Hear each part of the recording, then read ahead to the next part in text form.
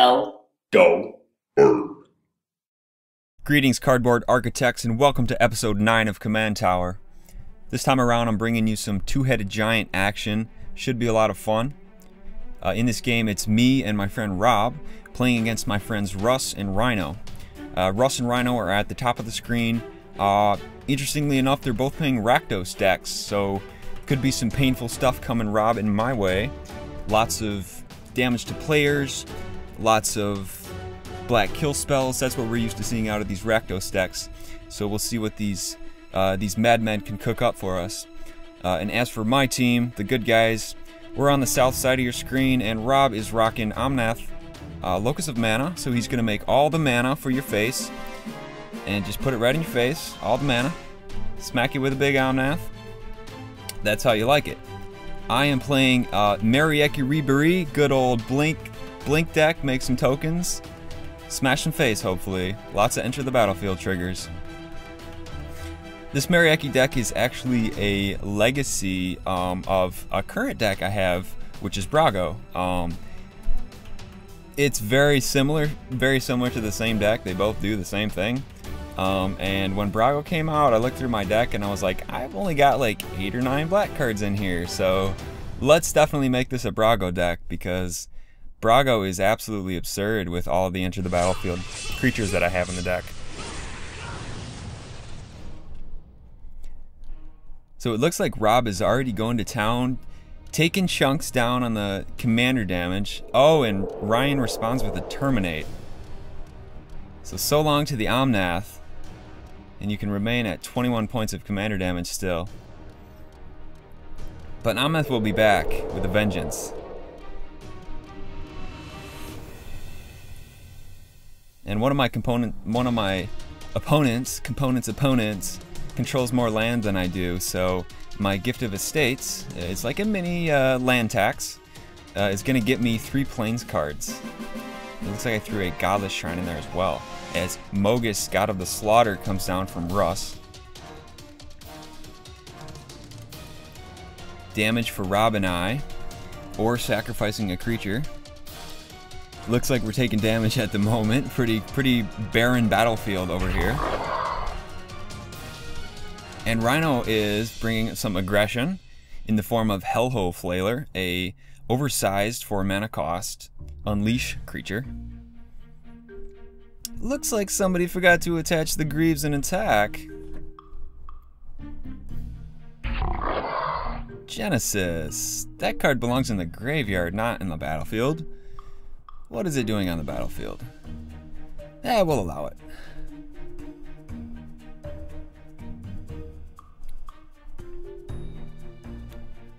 So I think, yeah, Russ has 4 lands in play, so I definitely missed a land drop. So the Gift of Estates allows me to now get off of my stuck little butt on 2 and continue playing lands. And speaking of lands, I have an expedition map, which will, if I sacrifice it, allow me to search for any land in my deck. Psst, we want to get Manamo at Water School Edge, or whatever it's called, the one that untaps Merieke. It's an excellent choice. I think we're on to Russ's turn now. You can tell it's Russ's turn because nothing's happening. Oh wait, that's my turn. I'm sorry, I got it confused. I'm the slow player, and Russ really plays quite briskly. Mind Stone, why not? A reasonable card to ramp up here. Not a whole lot happening just yet. Nobody's getting into the soon-to-be bloody red zone. And just as I say that, the Falcon is now... Has the Falcon hatched? I don't know if the Falcon has hatched. I think it's 0 power if it's not hatched, so it must be hatched. So the Falcon will slash us across the cheek for 3 damage. And Rhyno makes his Hellhole Flailer all the more terrifying with Lightning Talons as he strikes us for, I don't know, something like 7 damage. What is that?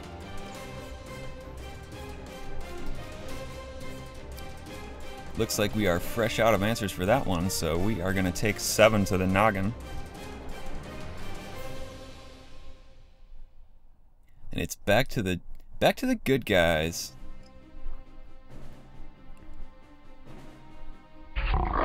Oracle of Moldiah, everyone's favorite way to ramp in Commander. Well, it's my favorite way.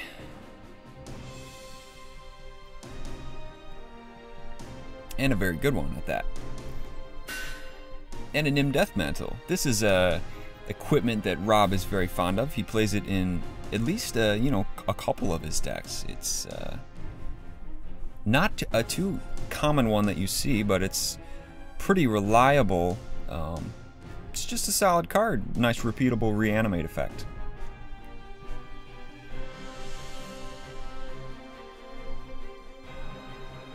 Now you can see that it's my turn, because it's freaking tumbleweeds, man. Nothing's going on.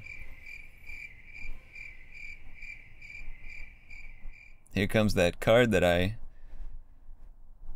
gave you a premonition of earlier, Minamo School at Water's Edge. So now we can start stealing / killing 2 creatures per turn with Merieke. So needless to say, the lady in purple has a large target on her head from our opponents, who are surely brimming with all manner of burn spells, given their abundant red mana. But instead, Strip Mine will cut the problem off at the source by destroying Minamo Schools at Water's Edge. And Merieke, I think I messed this play up. Yeah, I said I want to do it backwards. Okay, give me the little hawk first. I steal that. Activate Minamo, it dies. Tap her again, steal the Hellhole Flailer. Because we want a 7-power creature rather than a 3-power creature. Sands of Time from Russ. So this is going to mix the game up a little bit. Not gonna lie, I don't remember what exactly this card does. Something wonky with, if you tap a land, you have to tap all your lands, or something like that. Maybe it twiddles with creatures too, I'm not exactly sure, but you see this kind of weird stuff out of Russ every once in a while. He likes to mix it up. And Murderous Redcap finishes off the second part of my little 2-piece combo there that I had by dealing 2 damage to Merieke Berit. And the Redcap comes in for an attack and is blocked by Genesis. So in being picked off in combat, the Redcap will re-enter and ping us for 1 damage. And at the start of Rob's turn, his creatures will become tapped by Sands of Time, along with his equipment. And I think Strength of Tajuru was like the card that I saw Rob draw there. A very nice instant speed overrun card that can really surprise your opponents when you have lots of mana to sink into it. And speaking of mana, Rob has quite a bit to work with this turn. So let's see what he can do when the green mana starts flowing here.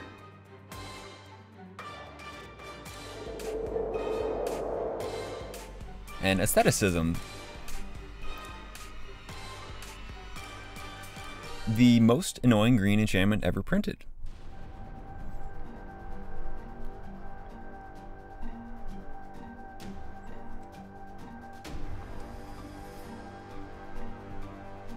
So we're back to Merieke, back to me. What's going on? Well, let's just cast our commander again. Why not? Now that that Redcap is out of activations, maybe she can stay around for a little while.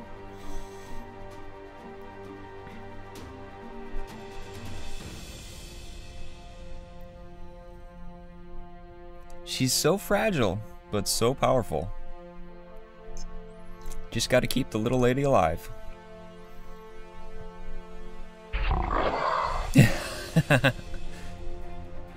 Figures, Crater Hellion comes down. Some manner of board-wiping Hydra. So our dainty 1 toughness love Merieke is a little outmatched by the raging Helion, who spills a wave of magma into the living room and takes Merieke down. And Rhyno now gives us a Rakdos Key Rune. He's been struggling with mana, so this will hopefully help him to get back on track. And Rob has regenerated his Oracle after the board wipe. I don't know about you, but I'm certainly ready for some hot sauce damaging to happen. I want to see some little men throw down. This battle has been so quiet. It's just been a little boring, frankly. I want to see some action. So Rob is going to smash in with Oracle of Moldiah, cause why not? Nothing better to do.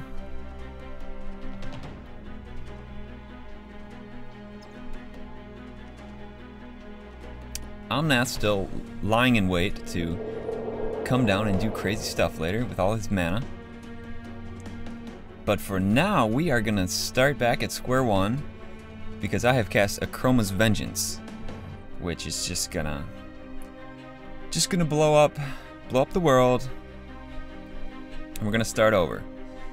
And what will remain is an indestructible Mogis, God of the Slaughter, who doesn't even care about Wrath of God or Akroma's Vengeance or any other such silly nonsense. He weathers the storm and remains. There's a Rakdos Shredfeek.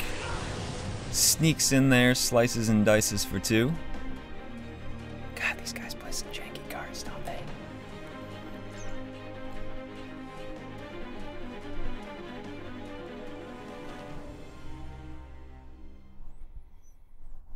Robert has a doubling cube on the top of his deck. Probably don't want to shuffle that one up.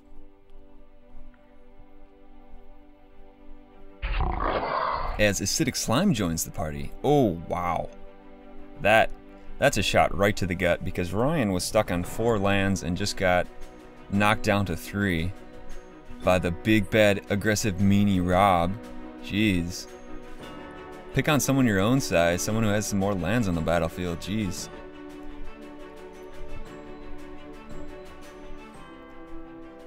Must be Matt's turn, we're waiting.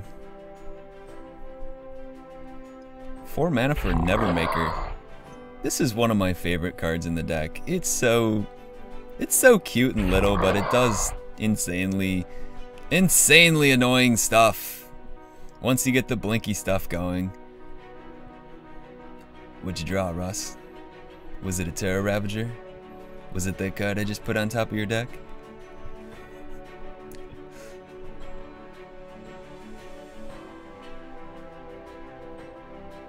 Russ is tapping some swamps. What do we have going on here?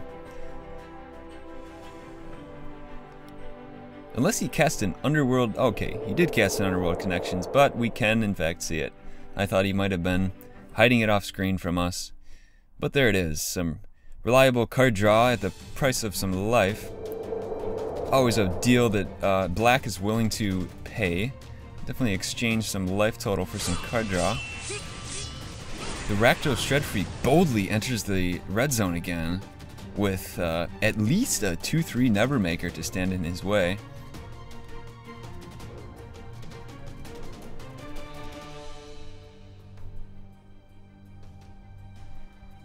You know, I don't know if he's attacking a player or the team. I think he's attacking the team. I think that's how we played, / how the rules actually work.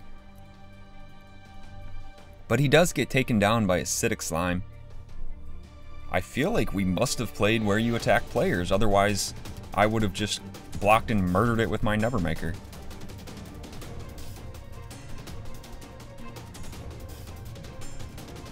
So Oracle gets in there, and back to the party is Omnath. Everybody's favorite...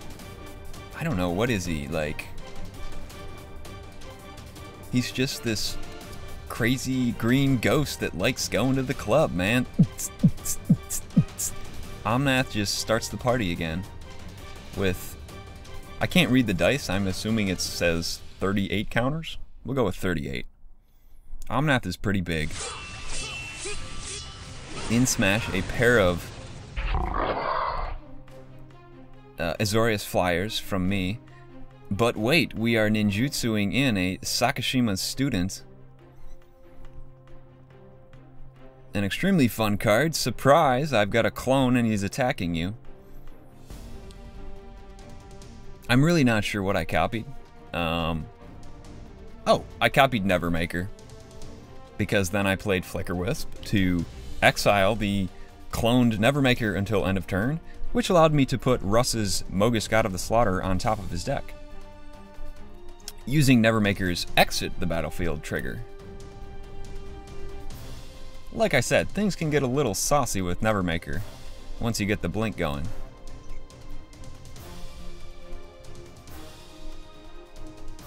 From what I remember, Plow Under was a pretty nice card back in the day. If you don't know, I believe Plow Under was a sorcery for 3 green, put 2 target lands on top of their owner's library. And I did miss that Ryan has Pain Magnification, a devilish enchantment of the Rakdos colors, 1 black red, and I believe it says, and I might have this backwards, whenever a opponent takes more than 3 damage, they discard a card. It's either that or the exact opposite. Whenever they discard, they take 3 damage. So either way, Ryan is clearly playing a D-head deck that wants to make us discard cards and then take damage too. So it turns out you can be a big fat meanie head in more ways than one. But lucky for us, Rhino still has just 3 lands on the battlefield, so his action is completely stalled out at the moment. If this was a standard game or a legacy game, he might be able to go to town. But this is Commander, and we play lots of lands, and we cast big spells that cost 7 mana, and he is just not. He's not there right now. He's having trouble. We've all been there, and it sucks to just be completely absent from a 4-player game of Magic.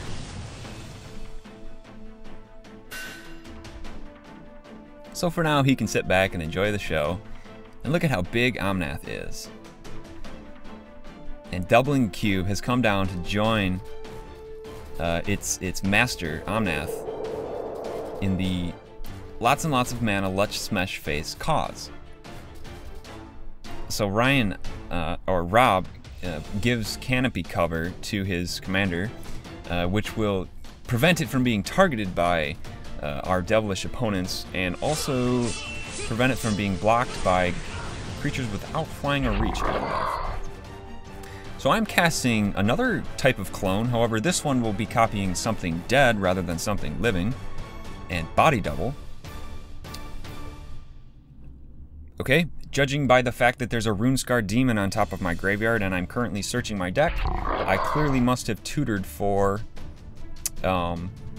I clearly must have copied Runescar Demon with Body Double. Lord knows what I searched for, but it's probably something really, really good. In fact, I just remembered precisely what it was. It is just remembered from playing the game. So it's gonna be a fun one. It's gonna be a fun one.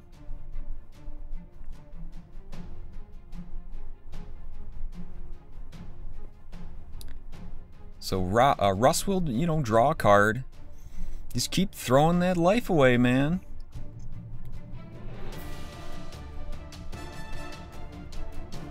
Tapping some mana.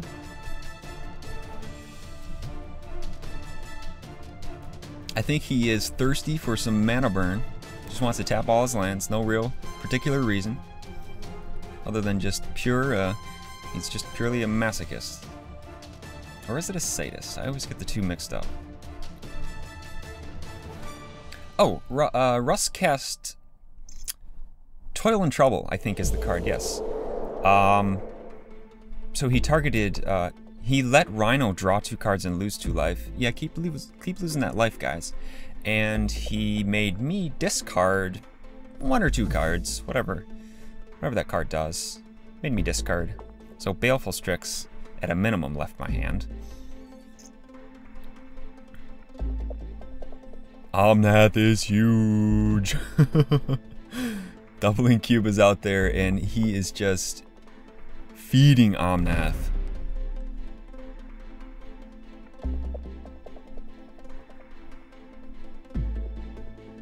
Okay. Alright, so we are attacking. It's like, what are we waiting for, man? Let's smash some face.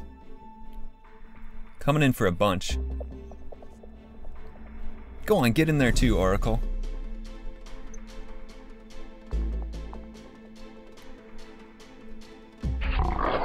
Looks like they took a ton. And not just any ton, a ton of commander damage. So that is going to come directly out of your 21-point total. It hurts when you're on the receiving end of a smashy-facey Omnath. And I think this is the turn where I play the crazy, crazy fun card that I tutored for with the thing last turn. Yes, Mass Polymorph. My actual favorite card in the deck. It's up there with Nevermaker, but really fun card. I think I just had 5 creatures on the battlefield. So what I do is I exile those 5 creatures, and then I flip cards from the top of my deck until I find that many creatures. So there's 1, 2, 3, 4, 5 creatures. Those creatures come into the battlefield. So there you have it. You'll notice that 3 of these cards have Enter the Battlefield triggers, which many of the creatures in my deck have that ability. So Mass Polymorph is usually quite nice because you can turn an army of creatures or tokens into an army of more tokens and other Enter the Battlefield triggers. It's just a lot of triggers and abilities and card advantage and good stuff happening for you all at once. Oh, and that's it.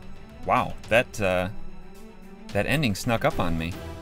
Well, yeah, they took a lot of damage from Omnath, and that game just ended very abruptly.